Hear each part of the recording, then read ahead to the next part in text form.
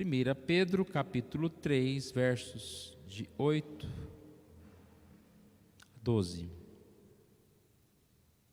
Finalmente, sede todos de igual ânimo, compadecido, fraternalmente amigos, misericordiosos, humildes, não pagando mal por mal ou injúria por injúria, antes, pelo contrário, bendizendo, pois para isso mesmo fostes chamados, a fim de receberdes bênção por herança.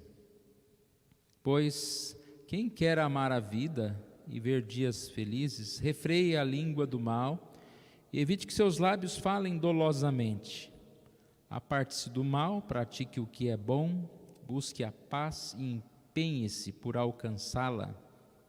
Porque os olhos do Senhor repousam sobre os justos e os seus juízos e os seus ouvidos todos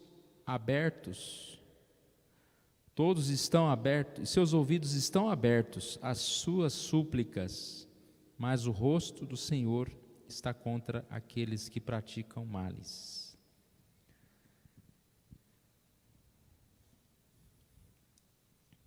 Nós estudamos aqui já desde parte do capítulo 2, exemplos de submissão, relacionados a autoridades, relacionados à família, marido, mulher. E agora percebemos que Pedro vai falar de uma questão mais geral. Quando ele diz finalmente, não é que ele está terminando, digamos assim, o livro, mas ele está como se concluindo o assunto e dizendo finalmente, sede todos, englobando a todos, de igual ânimo. E ele vai falar aqui então de relacionamentos.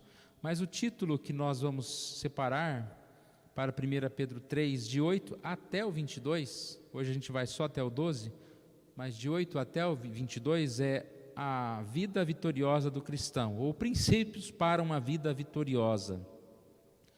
E esses princípios são nossos relacionamentos, nossos sofrimentos, o sofrimento de Cristo, a vitória de Cristo. Então, esse primeiro tópico, nossos relacionamentos, que nós vamos estudar hoje, de 8 a 12. Então, espero que nós conseguimos chegar aqui no 12.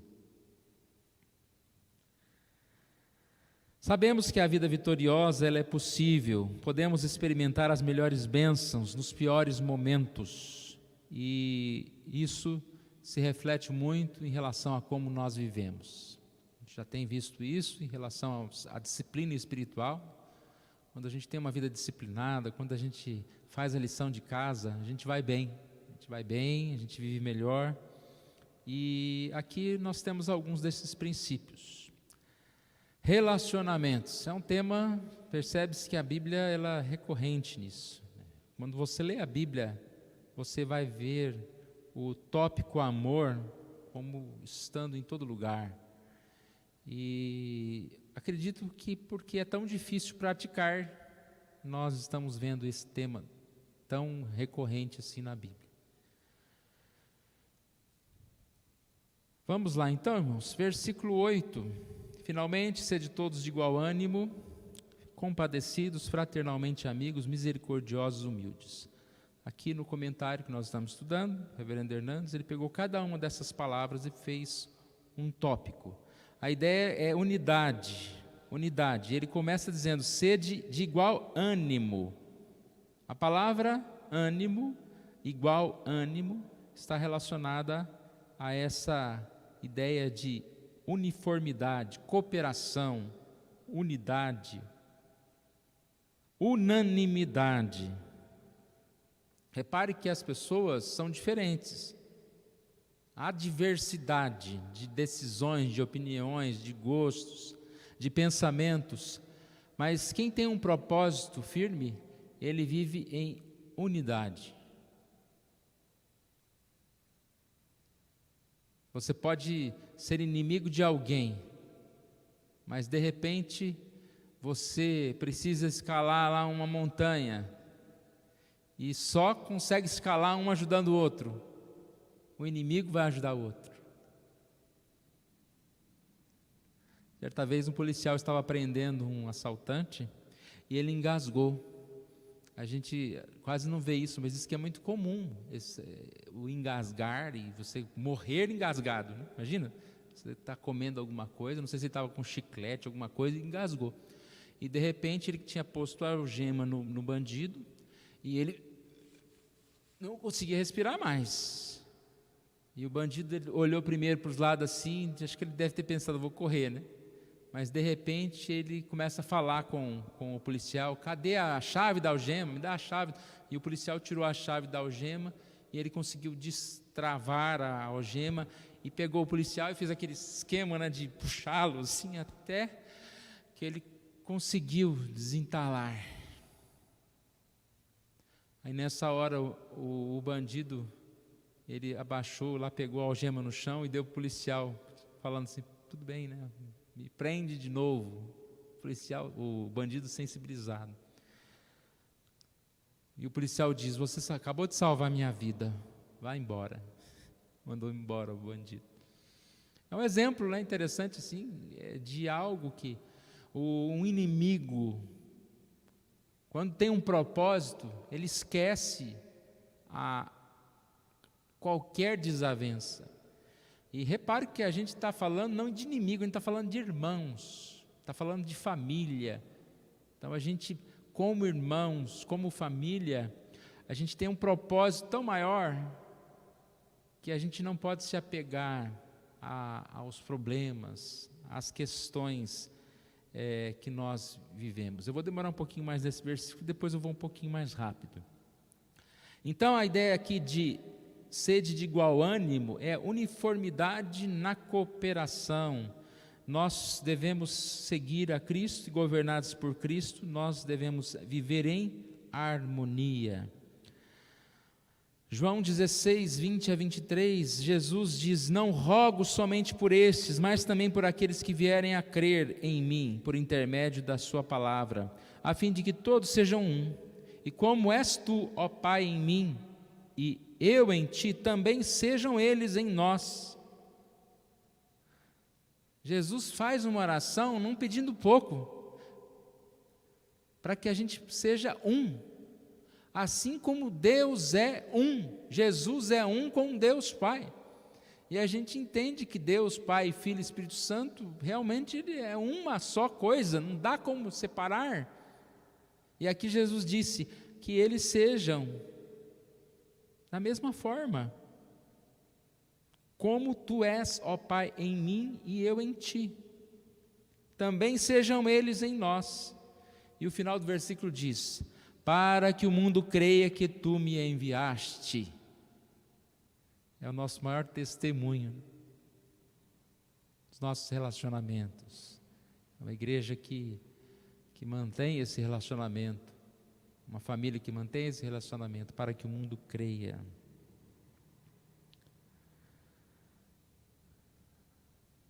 Romanos 12, 4 diz, porque assim como num só corpo temos muitos membros, mas nem todos os membros têm a mesma função. Aqui fala então sobre um corpo com membros vários, diferentes. Acho que um grande erro dos nossos relacionamentos é querer que os outros sejam iguais a nós, que pensem iguais a nós. E a gente esquece de explorar a diferença. A diferença é muito bom. Já pensou se no corpo só tivesse mão para todo lado? Horrível, não? Você andar com mão, comer com a mão, no lugar da língua tivesse uma mão, nem dá para entender. Um corpo monstruoso desse. Mas as diferenças do corpo fazem com que cada parte haja de uma forma específica para que um corpo seja equilibrado, para que um corpo consiga fazer todas as funções que Deus criou para que fizesse. 1 Coríntios 1:10, rogo-vos, irmãos, pelo nome de nosso Senhor Jesus Cristo, que faleis todos a mesma coisa, e que não haja entre vós divisão, antes sejais inteiramente unidos na mesma disposição mental e no mesmo parecer. Eu li apenas 3 versículos, tem mais aqui E se você olhar a Bíblia, tem muitas coisas, né? A mensagem de hoje poderia ser nesse tópico só. Muitas coisas. Podemos lembrar das palavras que dizem: nas coisas fundamentais unidade, nas coisas não essenciais liberdade, e em todas as coisas caridade ou amor. Quando você tem amor, você sabe separar o que é fundamental, que você deve deixar de lado a sua posição, a sua opinião para o bem da maioria, e você sabe também quando não é essencial e você pode escolher, você tem liberdade para escolher, para ser diferente. A segunda palavra aqui é compaixão, igual ânimo, compadecidos. Compaixão é como se você pudesse pensar numa empatia prática, não apenas a questão de olhar para o outro, mas olhar com os olhos do outro, sentir as dores do outro. E não é fácil isso, né? A gente tem experimentado nesses dias notícias, a paz de notícias ruins. Eu não sei se quanto mais idade a gente tem, mais a gente tem, acho que nem tem idade mais hoje em dia, né? Todo mundo está tendo notícia ruim. Eu mesmo essa semana tenho notícia de 2 amigos, quase caiu, 2 amigos bem chegados que estão doentes. E a gente fica nessa ideia, né, de ter compaixão, como a gente sofre. Mas exatamente essa é a ideia, de você pensar no outro. E aqui não é só com um amigo, compaixão com todos, até com o inimigo. É viver neste amor. E aí a gente lembra sempre de Romanos 12,15, alegrai-vos com os que se alegram, chorais com os que choram. Também 1 Coríntios 12,26, de que maneira, se um membro sofre, todos sofrem com ele, se um deles é honrado, com ele todos se regozijam. E como às vezes a nossa natureza pecaminosa faz com que a gente, infelizmente, fique triste com o sucesso do outro, desmerecendo as vitórias do outro, e às vezes fique alegre com a derrota de alguém, né? Tem a tal do bem feito. A outra palavra que aparece aqui é fraternalmente amigos. É exatamente isso, irmãos. Nós como igreja, aqui o Pedro está falando especificamente para os irmãos, nós como irmãos, né? A própria palavra diz, nós somos unidos, Deus Pai, Jesus, nosso amigo, Jesus, aquele que está ao nosso lado, e os nossos irmãos. A ideia de amor fraternal é amor de irmãos. Nós devemos pensar como irmãos. E quando a gente tem amor de irmão, a gente sempre tem uma consideração especial para com a nossa família, né? É claro que o pecado até isso quebrou. Tem mães que não amam seus filhos, pais que não amam seus filhos, irmãos que se discutem. Mas nós não estamos falando desse mundo, estamos falando de alguém que tem uma estrutura viva, familiar. A gente tem uma consideração muito especial com o nosso irmão, e assim deve ser o nosso irmão da igreja. Por isso, quando a gente coloca, né, algum pedido de oração por irmão da igreja, a gente sente junto também, porque é nosso irmão. Misericordiosos, misericórdia, inclinar o coração diante da miséria de outra pessoa. Jesus tratou todos com misericórdia, e não podemos dizer que somos cristãos se nós não somos misericordiosos. Sempre lembro daquela passagem, né, do homem que foi perdoado de uma grande dívida, e depois vê alguém cobrá-lo de uma dívida tão pequena, e aí ele fala, não, vai me pagar, senão vai ser preso. E aí ele é penalizado, agora você vai ser levado, você vai ser preso, vai ter que pagar o último centavo. Então a misericórdia, ela faz parte, deve fazer parte de nós, porque nós somos um alvo de misericórdia. Quem ganha uma coisa, ele percebe essa necessidade de doar da mesma forma. Nós ganhamos um perdão de Deus, nós temos essa necessidade de doar. A última palavra, humildes, humildade. A humildade é descer da vaidade, é considerar o outro superior a si mesmo. O humilde não é ser pequeno, mas é considerar-se como tal. O humilde não é ser pequeno, mas considerar-se como tal. E aí aqui temos um versículo de Romanos 12:3, que Paulo diz: não pense de si mesmo além do que convém. E eu achei interessante essa ideia do que convém. Como convém? Repare que dependendo qual é a sua situação, perto de quem você está, você tem que se apresentar de uma forma menor. Vou tentar explicar isso de uma forma, quando você conversa com uma criança, é bom quando você consegue abaixar para conversar com aquela criança, você se fez menor, você não tem aquela altura, mas você se fez menor para falar com aquela criança. E assim, nós quando chegamos perto de alguém, vamos dizer assim, né, que está diferente, está de uma forma diferente, a gente precisa nunca tentar se colocar melhor, mas estar junto, tanto financeiramente, tanto culturalmente, estar junto daquela pessoa, falar a linguagem daquela pessoa e não querer ser superior. Ser servo, a gente estudou, né, domingo, ser servo. Símbolos da humildade são toalha e bacia. O que nós estudamos domingo? Lava pés. O que é toalha e bacia? É o símbolo da humildade.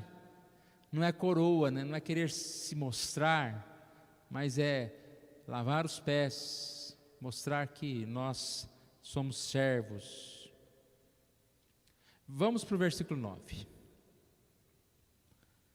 Não pagando mal por mal ou injúria por injúria, antes pelo contrário, bem dizendo, pois para isso mesmo fostes chamados, a fim de receberdes bênção por herança.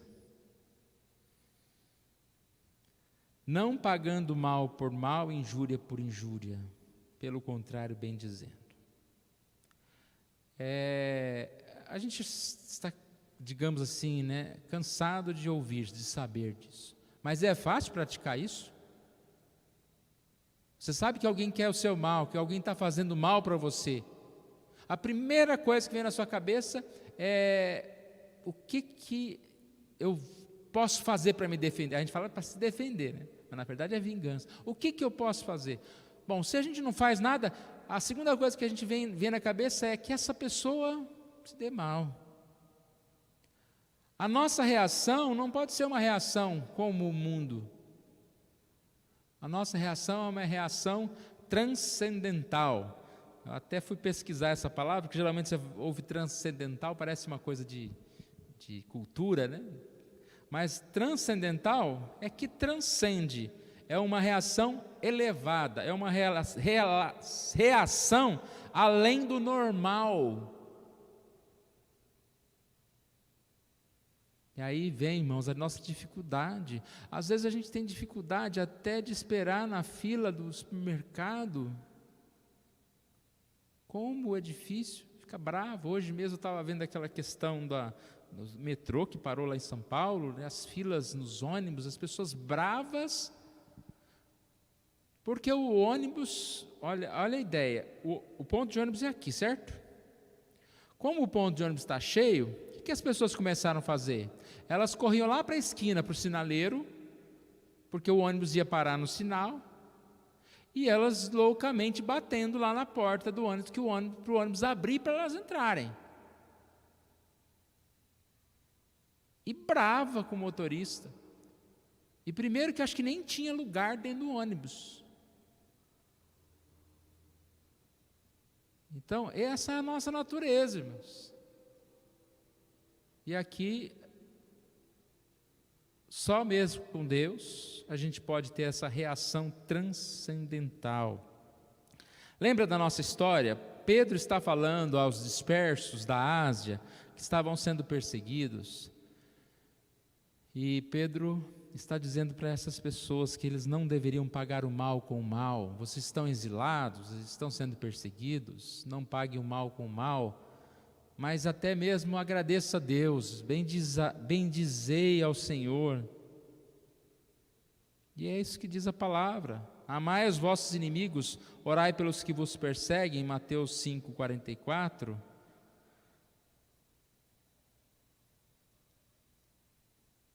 Romanos 12,17, não torneis a ninguém mal por mal, esforçai-vos por fazer o bem. 1 Coríntios 4,12, quando somos injuriados, bendizemos, quando perseguidos, suportamos. A gente precisa ler mais a Bíblia, não é? Porque na nossa mente, até pode estar alguns desses versículos, mas quando a gente está com dificuldade, a gente fica bravo, a gente retribui o mal com o mal. E retribuir o mal com o bem é graça, é o que Jesus quer que nós estejamos fazendo. Segunda parte do versículo, pois para isso mesmo fostes chamados, a fim de receberdes as bênçãos por herança. A nossa herança não está aqui, não está em vencer todas as batalhas. A nossa herança está em Cristo. E mais uma vez, Pedro vai falar que o sofrimento faz parte da vida do cristão. Nós devemos enfrentar. Se sofre por causa da justiça, mais bênçãos celestiais nós temos. Mateus 5, 10 a 12, bem-aventurados perseguidos por causa da justiça, porque deles é o reino dos céus. E aí o texto diz, os perseguidos que mentirem contra vocês, regozijai-vos. Regozijai-vos.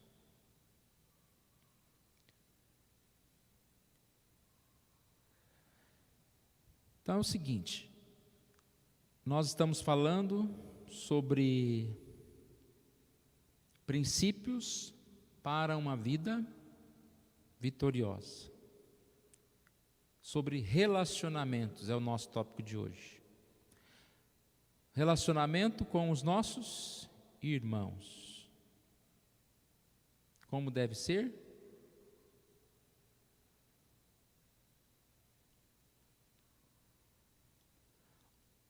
Sede de igual ânimo, unidade de pensamento.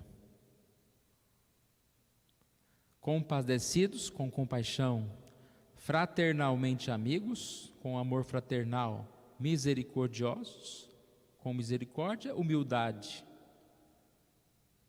com humildade.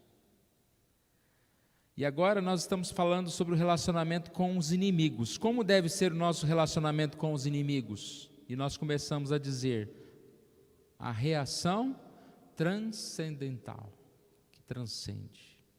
Da mesma forma que o nosso relacionamento com os amigos, eles têm que ser cobridos de amor, não é diferente o relacionamento com o inimigo.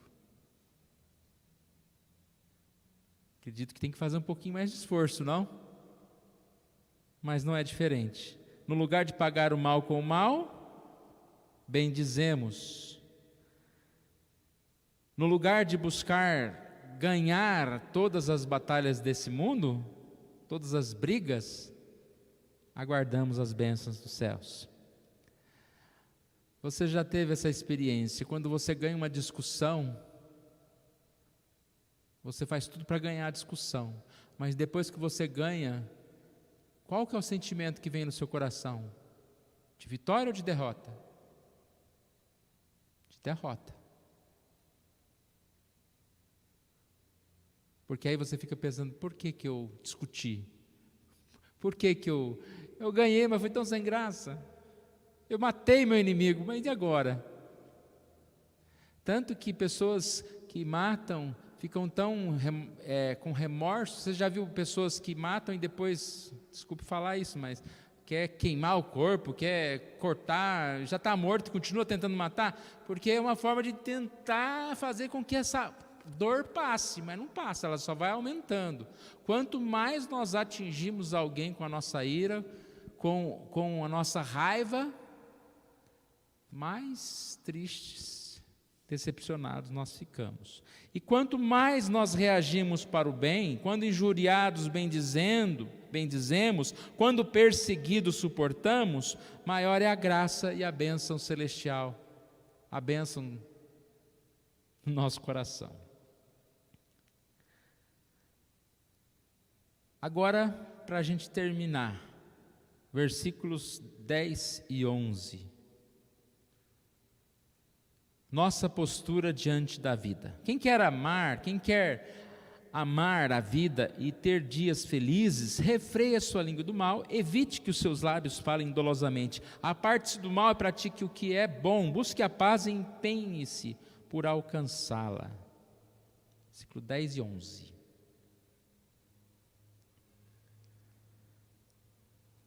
Amar a vida. Repare que a vida, irmãos, não precisa ser desprezada. Deus não nos chamou para a gente viver num mosteiro, para a gente negar todos os bens desse mundo, para a gente não ter nenhuma felicidade, nenhuma diversão nesse mundo. O nosso problema não é buscar a felicidade, olha a frase aqui do Hernandes, mas contentar-nos com uma felicidade pequena demais, terrena demais, quando Deus nos salvou para a maior de todas as felicidades, a felicidade de amá-lo, glorificá-lo e fruí-lo. Ou seja, a nossa maior felicidade é Deus, mas existem muitas coisas boas e que a gente precisa de tomar algumas atitudes para desfrutá-las. Tem pessoas que não conseguem desfrutar nada com felicidade, porque está ruim, por dentro está ruim.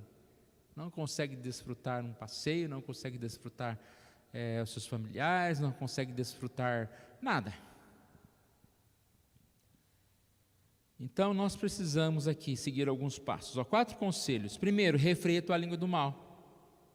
A língua carregada de maldade é algo que traz sofrimento. Uma língua maldosa fere. E aí é que eu já estava falando há pouco. Não fere só o outro, né? Fere a gente também. Acho que mais a gente. Porque geralmente a gente não tem coragem de falar mal do outro para o outro. A gente fala para outro, né? E a gente fica ferido. Clamamos, devemos clamar. Salmo 141:3. Põe guarda, Senhor, a minha boca, vigia a porta dos meus lábios. Não fale com dolo. Então aqui diz, não fale o mal e não fale com dolo. O que é falar com dolo? Falar dolosamente.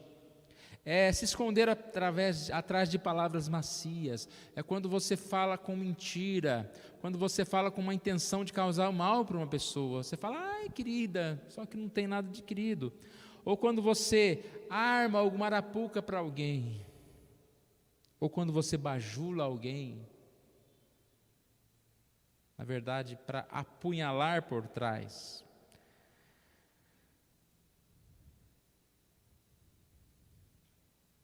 Aparte-se do mal e pratique o que é bom.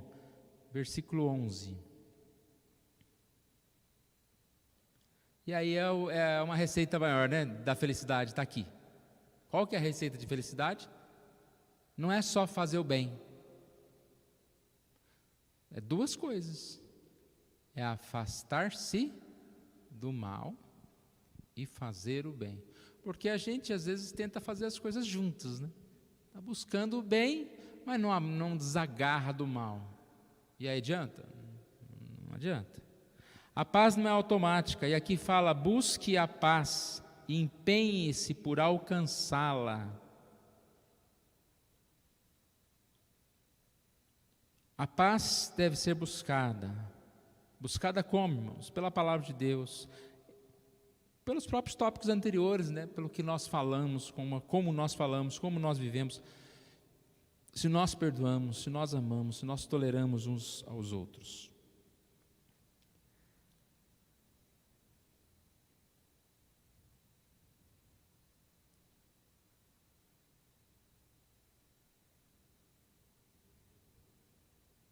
Aqui tem só mais o versículo 12, vou deixar só um versículo, vamos ler o versículo 12. Porque os olhos do Senhor repousam sobre os justos, e os seus ouvidos estão abertos às suas súplicas, mas o rosto do Senhor está contra aqueles que praticam males. Aqui seria o quarto lugar, uma vida de oração. Então, quais são os pontos? Vamos voltar aqui. Nossos relacionamentos, e aí nós temos relacionamento com os amigos, depois relacionamento com os inimigos, e o terceiro, essa postura diante da vida, refrear-se a língua, não falar com dolo, e agora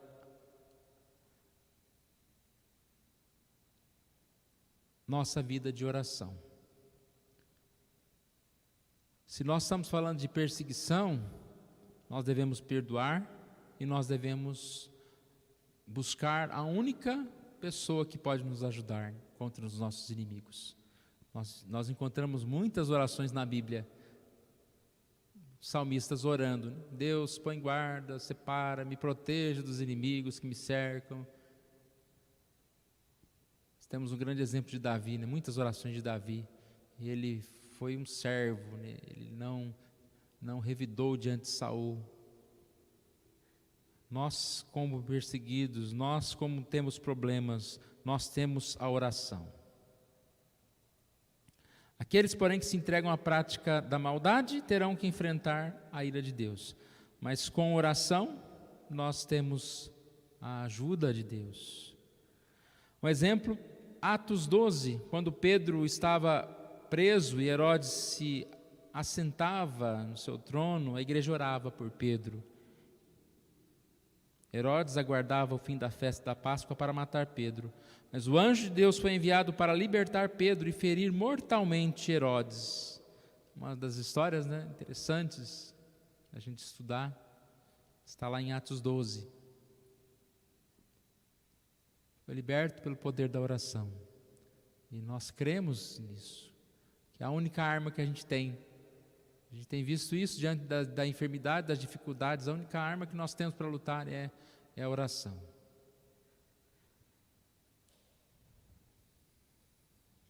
Então nós vamos parar aqui, irmãos, pois nós continuamos o nosso estudo na próxima semana. A vida vitoriosa do cristão começa na questão dos nossos relacionamentos, que nós possamos viver em paz com aqueles que estão conosco, como irmãos, como os inimigos, perdoando e pedindo assim a proteção de Deus para nos proteger de todo mal.